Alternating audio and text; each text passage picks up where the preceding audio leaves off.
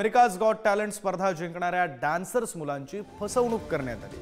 हायकोर्टानं याविषयी कडक ताशेरे ओढत पोलिसांना वर्दीची जबाबदारी समजवली।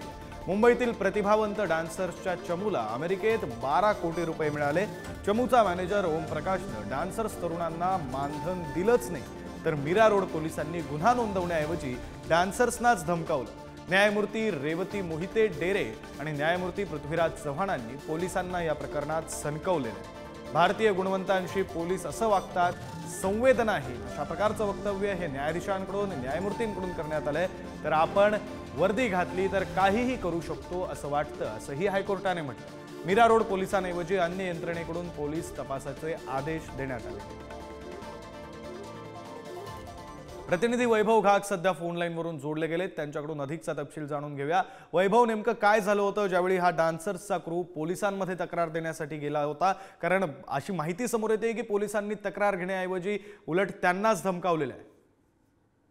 बरोबर आहे विक्रांत, हायकोर्टाचे कडक ताशेरे हायकोर्टाने त्याच्यावरती पोलिसांना वर्दीची जबाबदारी समजवली आहे। अमेरिका गॉट टॅलेंट जे स्पर्धा जिंकणाऱ्या डॉलर्स मुलांची फसवणूक झाली होती आणि मुंबईतील प्रतिभावंत डॉलर्सच्या चमूला अमेरिकेत मिळाले 12 कोटी। चमूचा मॅनेजर ओम प्रकाशन डॉलर्स रुग्णांना दिले नाही, मानधन जे द्यायचे होते ते दिले नव्हते, म्हणून मीरा रोड पोलिसांनी गुन्हा नोंदवण्याऐवजी डान्सर्सनाच धमकावलं। त्यामुळे कोर्टाने त्याच्यावरती ताशेरे ओढले। बरं, धन्यवाद वैभव दिलेल्या सविस्तर माहितीसाठी। खरं तर मुंबईतील ही सगळी गुणवंत मुलं आणि त्यांना पोलिसांनी उलट धमकावलेलं आहे, त्यामुळे हायकोर्टाने आता ताशेरे ओढले।